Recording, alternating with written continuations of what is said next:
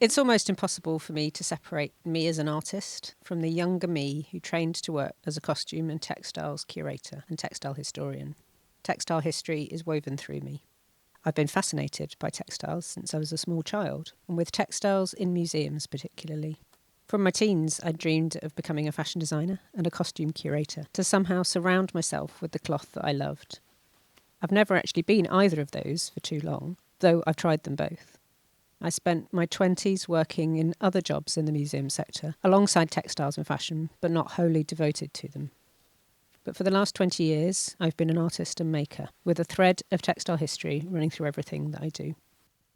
Now I've settled comfortably into where I always ought to have been, as a researcher of historic textiles and an artist exploring the meaning of historic textiles. I'm a version of that designer curator that my teenager self could never have imagined was possible. In my work with textiles, the meanings, the stories embedded in old cloth are central to my artist practice. The cloth often leads the story as much as what I do with or to that cloth. The oldness of the textiles I use is also important. The thread of museums, preservation and protection runs through everything that I do. They're part of the stories I tell. Having textiles as my medium, my language, has enabled me to express care and share that expression of care with others. Textile making is inherently a care-filled practice because of all the history and connection that runs through the materials we use, particularly when we use old cloth. There's such a powerful history of working with cloth and thread. When we choose to work with cloth, we're connecting with all of that history, all of those stories. Embroidery and hand-stitch always feels powerful to me, a direct link to people in the past, around the world, creating such beauty and complexity with just a needle and their own hands. Cloth has enormous power in narratives of care, of honouring and paying attention to things that might otherwise have gone unnoticed. Noticing and curiosity run through my research, my making and my writing about textiles. One of the pleasures of being an artist researcher rather than a curatorial researcher is the breadth of how I can interpret pieces I'm studying. Although my creative work is rooted deeply in textile history knowledge and museum ethics, I can, as an artist, tell stories beyond what the cloth actually reveals.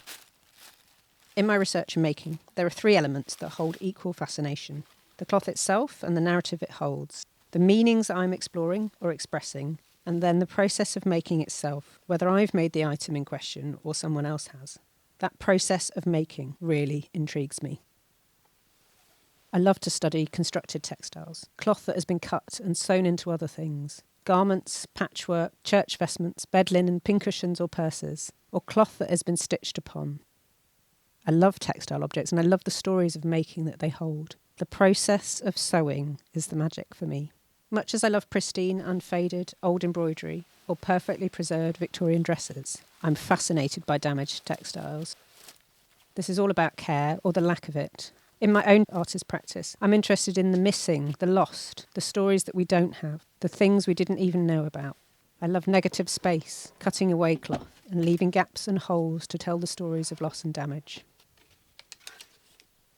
My fascination with damaged textiles is part of the same curiosity about care, about the lack of care and missing stories.